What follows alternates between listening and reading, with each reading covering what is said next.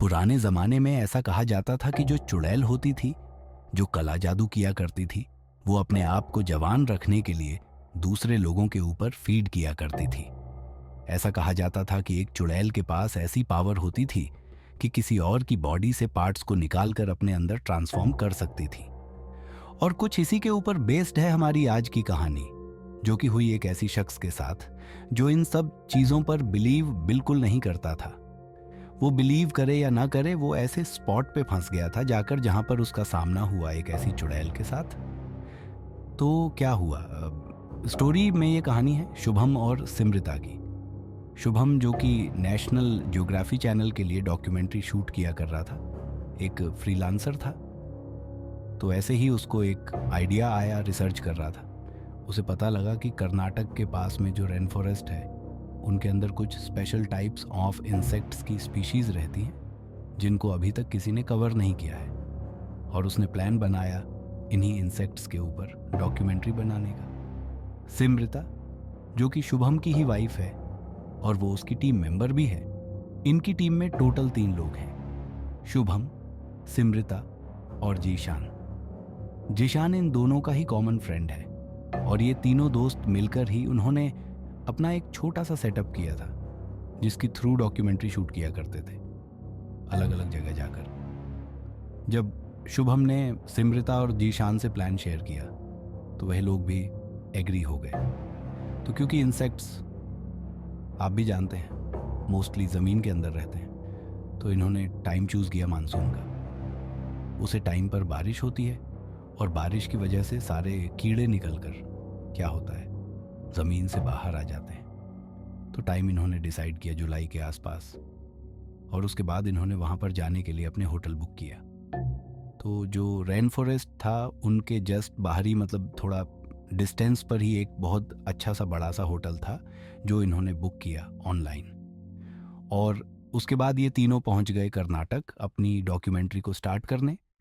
ये तीनों दोस्त होटल पहुँचे। वहाँ पहुँच के उन्होंने देखा कि वो जंगल था, बिल्कुल एक रिसॉर्ट था। बेसिकली बड़ा सारा उससे जंगल बिल्कुल क्लियर दिखाई दे रहा था। तो बहुत ही सुंदर जगह थी। एक अच्छा खास बड़ा सा ये रिसॉर्ट था जहाँ पर अपना होटल बुक किया था और उसके सामने बहुत बड़ा गार्डन था। लोग अंदर पहुँचे। अंदर पहुँच के देखा वहाँ कोई नहीं था, कोई गेस्ट नहीं। स्टाफ के नाम पर कुछ 2-3 लोग। सामने के रिसेप्शन पर रिसेप्शन बैठा हुआ था और उसी के साथ में एक बूढ़े से अंकल थे, वो खड़े हुए थे। तो लोग वहाँ पहुँचे, उन्होंने चेकिंग प्रक्रिया स्टार्ट की।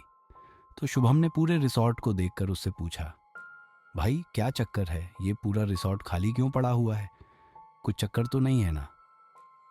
तो बोलता है, अरे नहीं नहीं सर, कोई चक्कर नहीं है। आप ऑफ सीजन में आए हो सर, बारिश का टाइम है, बारिश के टाइम पर यहाँ टूरिस्ट नहीं आते, क्यों आएंगे?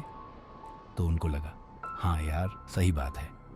बोले, सिर आप बारिश के बाद आओ, आपको रूम ही नहीं मिलेगा, मीटिंग चलती रहती है। तो आप ऐसा कुछ ना सोचें, हमारे रिसॉर्ट बिल्कुल सेफ है, यहाँ ऐसा कोई चक्कर नहीं है। अभी सिर्फ ऑफ सीजन चल रहा है, इसलिए लोग यहाँ पर नहीं हैं। उसके बाद सुनकर शुभम कन्विंस हो गया, बोला ठीक है, मैं तो मजाक कर रहा था। उनका चेकिंग प्रोसेस पूरा हुआ, रूम अलॉट हुआ। तो सिमृता शुभम को एक रूम और जीशान को दूसरा रूम अलॉट हुआ। वहाँ पे तो वहाँ का प्रेसिडेंट बोला, पाओ बाबा इनका सामान लेके जाओ। तो उनको ट्रॉली में उनका सामान रखा। तो बाबा की एज कारी बन रही होगी, शायद 50 ईयर्स के आसपास की। तो उनको सामान लेकर चल रहे थे। तो जो सामान था उसके अंदर कैमरा, ट्राइपॉड, लाइट्स, बहुत अच्छी, अब आप जानते हैं जो कि शूटिंग के लिए चाहिए थी, वो सब रखी हुई थी। तो जब उनके रूम में उसने सामान पहुंचा और उन्होंने टिप दी, तो बाबा ने उनसे पूछा, साहब क्या पिक्चर की शूटिंग करना है? उसने बोला, हाँ मैं जानवरों के ऊपर डॉक्यूमेंट्री शूट करता हूँ, शायद आपने कभी देखी हो डिस्कवरी चैनल पर और नेशनल ज्योग्राफी चैनल पर। बाबा बोले, हाँ हाँ साहब, देखिए बिल्कुल बढ़िया है, आराम से शूट करो। अभी तो आपको कोई डिस्टर्ब करने भी नहीं आएगा क्योंकि होटल के अंदर कोई गेस्ट तो है ही नहीं, है ना? तो आप आराम से अपनी डॉक्यूमेंट्री शूट कर सकते हो। तो शुभम ने बोला, नहीं नहीं, हम जहाँ डॉक्यूमेंट शूट करेंगे वैसे भी हमें कोई डिस्टर्ब करने नहीं आएगा। हम जानवरों के ऊपर पिक्चर बनाते हैं, तो हम लोग तो जंगल के अंदर जाएंगे और वहाँ तो वैसे भी कोई परेशान करने वाला नहीं है। तो उसने बोला, हाँ हाँ साहब, आप जंगल में आराम से अपनी पिक्चर शूट कर सकते हो। हाँ, तो वैसे भी कोई नहीं जाता है और यहाँ कोई ऐसे खतरनाक जंगली जानवर भी नहीं है जिससे आपको डर लगे। तो ठीक है साहब, मैं चलता हूँ, आप लोग रेस्ट करो और मुझसे कुछ काम हो तो आप कॉल करके बुला लेना। तो उन्होंने ठीक है, वो चले गए। यहाँ पर तीनों दोस्त क्योंकि मॉर्निंग टाइम पर पहुँच गए थे और इन्होंने ज़्यादा अपना टाइम नहीं गवाया, इन्होंने डिसाइड किया कि 1-1.5 घंटे के बाद सभी लोग जंगल चलेंगे और अपना काम स्टार्ट करेंगे। तो ये तीनों नाश्ता करके अपना काम के लिए निकल गए। पूरा दिन इनका जंगल में गुजरा। इन्होंने बहुत अलग अलग टाइप से स्पीशीज़ को कवर किया, लेकिन इनकी जो डॉक्यूमेंट्री ढूंढ रहे थे वो इनको नहीं मिला। तो पूरा जंगल इन्होंने छाना, बहुत मेहनत की, लेकिन फिर भी जो स्पीशीज़ ढूंढ रहे थे उसे स्पीशीज़ इनको नहीं मिली। और ये सब काम करते करते शाम के 5:30 बजे के आसपास जंगल में अंधेरा होना शुरू हो गया। तो जैसे ये सब हुआ, डार्कनेस बढ़ रही है, काम करते हैं, कल वापस आकर हम लोग एक्सप्लोर करेंगे, आज के लिए इतना ही है, पैकअप करते हैं और वापस चलते हैं। और उसके बाद वापस रिसॉर्ट पहुंचते पहुंचते इनको 7 बज गए। रूम पहुंच के फ्रेश हुए। इस दिन बारिश नहीं हुई थी, लेकिन इससे एक दिन पहले ही बारिश हुई थी। तो क्योंकि इन्होंने भी ऐसा सीज़न चूज़ किया था कि बारिश लगातार होती रहे, तो बारिश ऑलमोस्ट एंड पर थी और उसी वजह से जो पानी भरा हुआ होता है उसकी वजह से इंसेक्ट्स बाहर निकले हुए थे। तो ये लोग पहुंचे रिसॉर्ट में, आपस में डिस्कशन हुआ इनका। तो रिसॉर्ट के बाहर एक बहुत बड़ा सा लॉन था, तो बाहर बैठकर थोड़ा ड्रिंक विड्रिंक करते हैं और वहीं खाना खाकर रात को सोने जाएंगे। तो उनका ठीक है, बाहर वो बोन फायर वाला सिस्टम लगाया ताकि वो लोग बैठ के आराम से, और तीनों दोस्त, हल्का सा एक छोटे से अलाव टाइप आग जली हुई थी और तीनों दोस्त बैठकर वहाँ पे अपना ड्रिंक वगैरह कर रहे थे। वो तीनों अपनी बात तो मैं मशरूफ़ थे, अपना डिस्कशन कर रहे थे। तभी वो जो बूढ़े अंकल थे वो होटल से निकले, तो होटल से बाहर निकल रहे थे, तो उसी लॉन में बैठे हुए थे। उन तीनों को देखकर वो अंकल उनके पास पहुंचे और उन्होंने बोला, अरे साहब, आप लोगों की शूटिंग हो गई, आपकी सब कुछ ठीक है, सब बढ़िया है, आप बताएं आप यहाँ पे कब से हैं। तो वो बोले, साहब मैं तो यहाँ पीढ़ियों से यहाँ पर हूँ, हमारे पिताजी सब यही रहा करते थे, मैं भी यहीं पैदा हुआ हूँ, शुरू से यहीं पर हूँ, जब से बड़ा हुआ तब से होटल के अंदर काम कर रहा हूँ और इस होटल के सबसे पुराने जो एम्प्लॉइज़ हैं उनमें से मैं एक हूँ। तो उन्होंने बोला, वाह, ये तो बहुत अच्छी बात है बाबा, सब कुछ ठीक चल रहा है। हाँ हाँ, बिल्कुल सब बढ़िया है, ये बातें कर रहे थे। इधर से सिमरता, उसकी नज़र कहीं और थी, वो कुछ और सोच रही थी। एक्चुअली जहाँ पर वो लोग बैठे थे उसके जस्ट सामने एक पहाड़ था दूर, और उस पहाड़ के ऊपर एक छोटा मंदिर टाइप था जो सिमरता ने दिन में भी देखा था।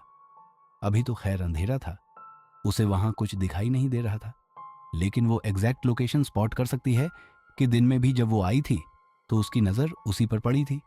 उसने उन बाबा से पूछा, बाबा एक बात बताओ। उन्होंने बोला, हाँ मेम साहब पूछिए। वो सामने जो पहाड़ी है उस पर एक मंदिर है, उसमें वो किस चीज़ का मंदिर है? उसकी बात सुनते ही बाबा का चेहरा पीला पड़ गया। मतलब उसे मंदिर की तरफ बिल्कुल ध्यान मत देना साहब, आप लोग शहर के लोग हो, आप लोग ये सब बात नहीं मानते, आपको बताऊंगा तो हंसोगे, लेकिन उस मंदिर में चुड़ैल रहती है। इतना सुन के सब तेज तेज हंसने लगे। उस बूढ़े आदमी का मुंह छोटा सा हो गया। जैसे ही वो चुप हुए तो बाबा ने बोला था, आप लोग शहर के लोग हो, आप सब इन बातों पर विश्वास नहीं करते हो, लेकिन चाहे कुछ भी हो जाए आप उसे मंदिर की तरफ मत जाना, वरना आपके लिए बहुत खतरनाक हो सकता है। सिमरता उसकी बात को सुनकर हंसने लगी। उसने अपनी हंसी रोकर पूछा, बाबा ऐसा है क्या वहां पर? वो बोला, नहीं नहीं साहब, मैं आपको बताऊंगा, आप लोग और मजाक उड़ाओगे और मैं नहीं चाहता हूं, इसलिए बस आप उसे मंदिर की तरफ मत जाना। वो लोग सुन के क्यूरियस हो गए। ठीक है, हम लोग वहां नहीं जाएंगे, बट हमें बताओ तो सही, वहां पर क्या है? वो बोला, नहीं साहब, आप लोग हंसोगे तो बोलता नहीं। नहीं, हम नहीं हंसेंगे, ठीक है, आप तो एक कहानी की तरह हमें बता दो कि वहां पर क्या हुआ है। अब आप जानते हैं, बूढ़े लोग जो होते हैं उनको तो सिर्फ चाहिए होता है मौका।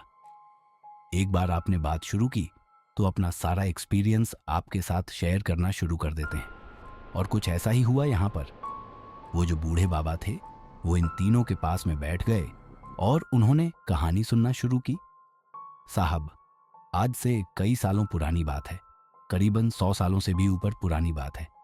ये जब इस गांव में ना कोई होटल था ना कुछ, जंगल था, और यहाँ पर 3-4 छोटे छोटे गांव थे। सभी गांव में बढ़िया से रहा करते थे। वो जो पहाड़ी है उस पर एक तरह का कह सकते हैं मंदिर या घर बना हुआ था, खाली यहाँ पर कोई रहा नहीं। लेकिन कुछ समय के बाद अचानक से एक दिन वहां पर एक औरत आकर रहने लगी। वो औरत अकेली पहाड़ी के ऊपर रहा करती थी। गांव वालों ने इस बात पे ध्यान नहीं दिया, होगी कोई औरत। लेकिन जब से वो औरत आई थी, कुछ दिनों के बाद से गांव में अजीब अजीब सी घटनाएं होने लगी थीं। गांव में से कम उम्र की लड़कियां गायब होने लगीं। कोई लड़की अकेली खेल रही होती तो वहां से गायब हो जाती। कई बार तो रात को घर में सोते हुए छोटे बच्चों को उठाकर ले जाता था। हर गांव से कुछ इसी तरह की घटनाओं की खबर आ रही थी। सभी गांव वालों को लग रहा था ये इस औरत का खेल है, कोई चुड़ैल है। डर के मारे गांव वालों ने उसे पहाड़ी की तरफ जाना बंद कर दिया था। लेकिन कुछ लोग कभी कभी गाय बकरी चराते हुए जब वहां पहुंचते थे तो कई लोगों ने ऐसा क्लेम किया था कि उन्होंने चुड़ैल को देखा है। वो चुड़ैल बहुत डरावनी है। वह बहुत बूढ़ी सी औरत है जिसकी नाक बहुत लंबी है, दांत बहुत खतरनाक हैं, बड़ी खतरनाक दिखती है।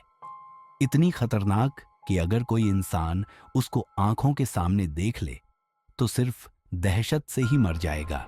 सिमरिता ने कहा, जब गांव वालों को पता था कि वह ऐसा कर रही है तो उन्होंने कुछ किया क्यों नहीं? उन्होंने बोला, सबको शक था लेकिन कोई सबूत नहीं था। जैसा आप कह रहे हो, सभी गांव वाले इकट्ठा हुए और चुड़ैल के घर की तरफ पहुंचे। वो सभी जानते थे कि उसके पास कुछ अलग शक्तियां हैं। आज से कई साल पहले देखो तो लोग इन सब चीजों से डरा करते थे। तो सभी गांव वाले इकट्ठा हो गए, सभी के हाथ में लाठी, यह सब चीजें थीं। वो पहुंचे और वहां जाकर उस घर के पास चिल्लाते हैं। जो सरपंच है गांव का, बोलता है, ए चुड़ैल बाहर निकल। तो सभी लोग तैयार रहते हैं। उन्हें लग रहा था कोई ना कोई बहुत डरावनी सी औरत आएगी और अगर उसने इनके ऊपर कुछ हमला किया तो सब उसको मार देंगे। लेकिन कोई बाहर नहीं आया। सरपंच ने फिर चुड़ैल से कहा, बाहर निकल, हमें तुझसे बात करनी है। इतना कहते ही सामने से एक बहुत सुंदर युवती, इतनी सुंदर कि जिसे देखकर सब मंत्रमुग्ध हो जाएं, वो लड़की सामने चलती हुई आ रही थी और पूरे गांव वालों का मुंह लटक गया।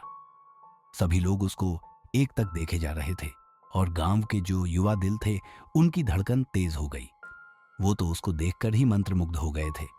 जहां उन्होंने सुना था कि वह बहुत ही डरावनी बूढ़ी चुड़ैल है, उनके सामने एक ऐसी सुंदरी खड़ी थी जैसा रूप उन्होंने पहले कभी नहीं देखा था। उसे देखते देखते सरपंच ने बोला, ए चुड़ैल, तू हमारे गांव में क्यों आती है? तो लड़की बोली, मैं तुम्हारे गांव में क्यों आऊंगी? उन्होंने बोला, हमें पता है तू हमारे गांव से बच्चे उठा के ले जा रही है। आसपास के सब गांव से बच्चे गायब हो रहे हैं और ये तेरी ही करतूत है। तो बोलती है, तुम लोगों का दिमाग खराब हो गया है। मैं इस पहाड़ी से नीचे नहीं उतरती हूं और क्या सबूत तुम लोगों के पास कि मैं तुम्हारे गांव से बच्चे लेकर आती हूं? सरपंच ने इधर उधर देखा। सबूत किसी के पास कुछ नहीं था, लेकिन वो कर भी क्या सकते थे? गांव वालों ने कहा, देखो, आज हमारे पास सबूत नहीं है, लेकिन ध्यान रखना, दोबारा से हमारे गांव के आसपास में मत भटकना, वरना अगली बार हम तुझसे बात करें नहीं, तुझे मार के चले जाएंगे।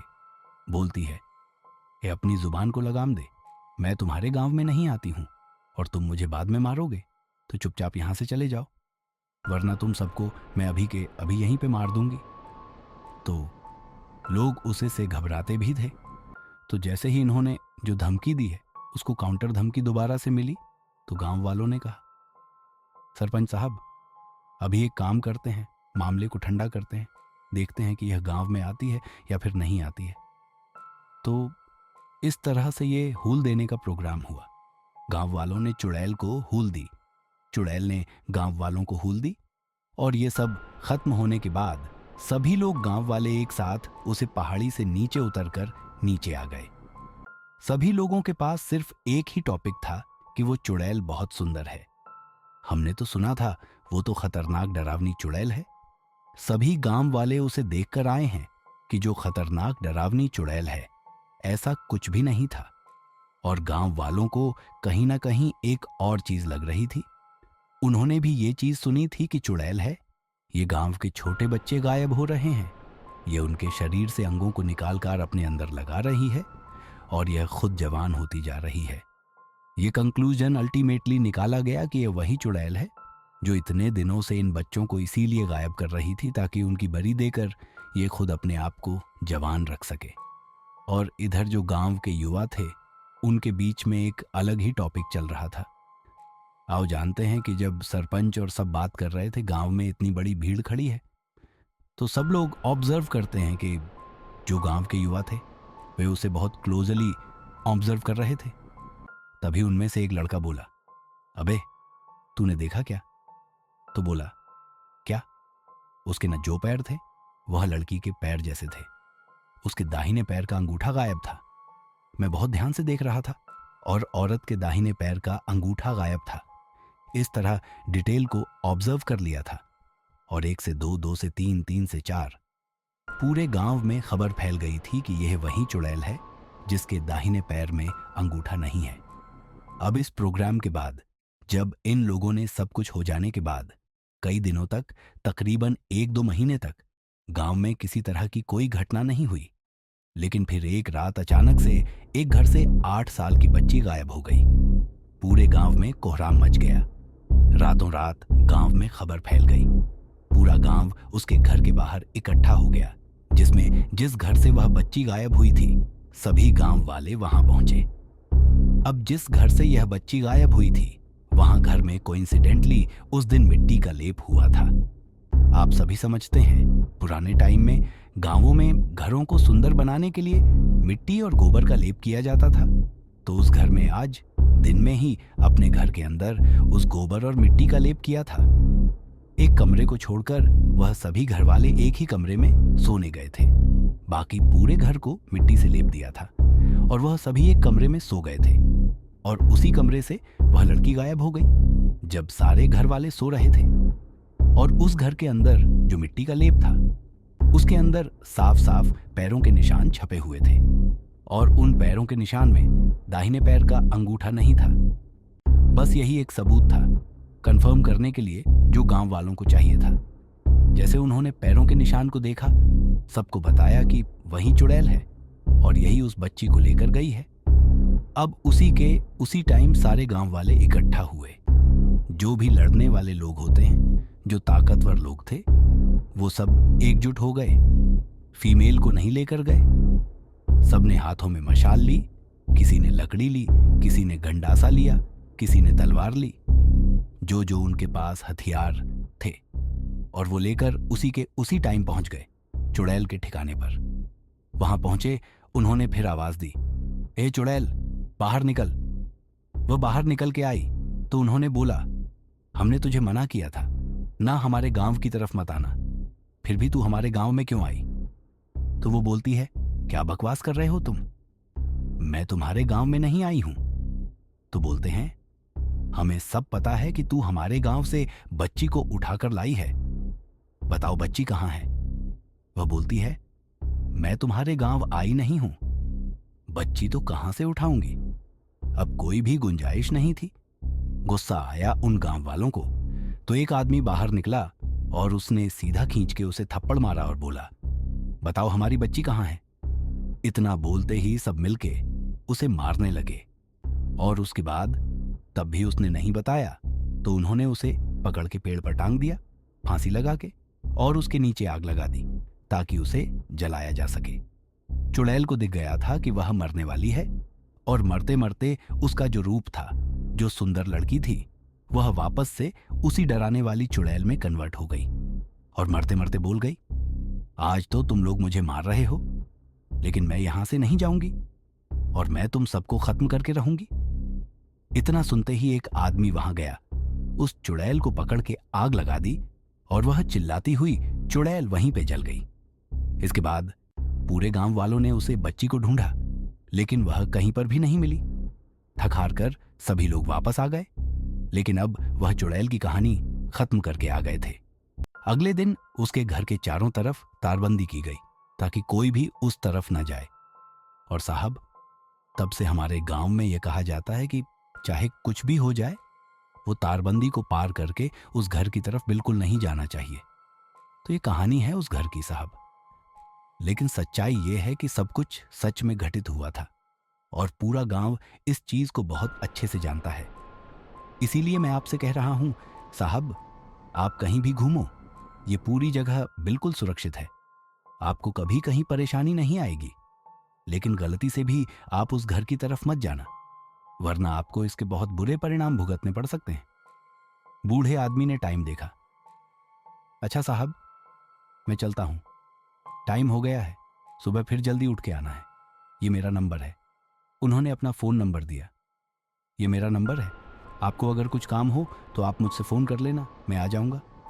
तो उन्होंने कहा, ठीक है, आप चलिए, हम लोग भी अब सोने ही जा रहे हैं।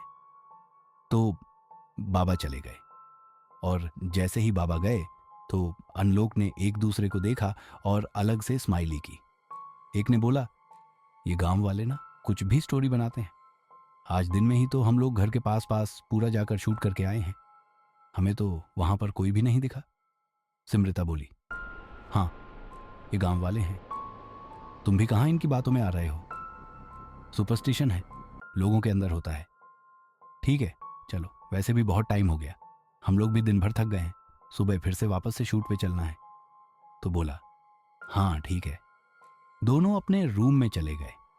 बहुत ज्यादा थके हुए थे क्योंकि सफर की थकान थी, दिन भर काम किया, तो गिरते ही बेड पे नींद आ गई। अब रात को शुभम को डिस्टरबेंस हो रहा था, तो उसे कुछ अजीब सी आवाज आ रही थी। तो वह उठा, और जब अपने सेंस में आया तो उसने देखा कुछ आवाज आ रही है। इसको हिंदी में कुछ गिनने की आवाज आ रही थी, 1 2 3 4 5 6। उसने अपने पीछे बैठकर हाथ मारा तो वहां पर सिमरिता नहीं थी। तो उसे लगा, कहाँ चली गई, उठ गई क्या? तो उसने बोला, हे सिमरिता, क्या गिन रही हो? उसके बोलते ही आवाज शांत हो गई। फिर वह सो गया। फिर थोड़ी देर बाद गहरी नींद में उसे वापस से डिस्टर्बिंग आवाज सुनाई दी। अब आवाज में वह गिनती बहुत आगे बढ़ चुकी थी। 2135, 2136, 2137, 2138। जब यह काउंटिंग उसके दिमाग में क्लिक हुई तो उसके सेंस में आया, ये कैसी आवाज है और इतनी बड़ी काउंटिंग, इतने तो मेरे पास पैसे ही नहीं है। तो फटाफट से उठा। उसने देखा तो सिमरिता उसके आसपास कहीं पर भी नहीं थी। रूम में बिल्कुल अंधेरा था, बस एक छोटा सा बल्ब था जो 0.5 वॉट का बल्ब था, जो एक कोने में जल रहा था। जैसे वह उठा, क्योंकि अंधेरा था, धीरे धीरे उसकी आंखों ने रूम की जितनी भी रोशनी थी उसे एडेप्ट किया, और फिर उसने देखा तो सिमरिता उसे पूरे रूम में कहीं पर भी दिखाई नहीं दे रही थी। उसने वापस से इस कोने से लेकर उस कोने तक रूम को स्कैन करना शुरू किया। तो इस तरह से उसे स्कैन कर रहा था। जो बल्ब जल रहा था उसकी रोशनी रूम के छोटे छोटे कॉर्नर्स की तरफ थोड़ी थोड़ी पहुंच रही थी। रूम को स्कैन करना शुरू किया। स्कैन करते करते जैसे ही वह इधर गया, उसकी नजर वापस से एक जगह पड़ी। उसे अपनी आईसाइट में एक कोने के अंदर अंधेरे में कोई खड़ा हुआ दिखाई दिया। उसने ध्यान से फोकस किया तो वाकई में वहां पर कोई खड़ा हुआ था। एक शेप दिख रही थी इंसान की, जो वहां खड़ी हुई थी।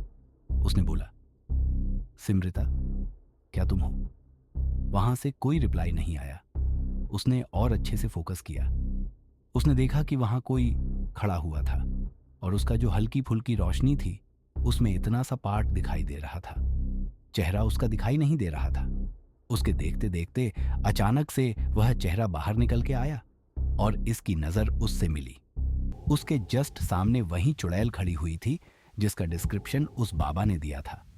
बिल्कुल वही, लंबी सी नाक, बड़े गंदे से दांत, जो उसकी स्किन थी लटकी हुई थी, और वो उसकी एकदम लाल आंखें चमक रही थीं। उन आंखों से वह शुभम को देख रही थी, और जैसे शुभम के साथ उसकी नजरें मिलीं, एकदम से वह बेहोश हो गया।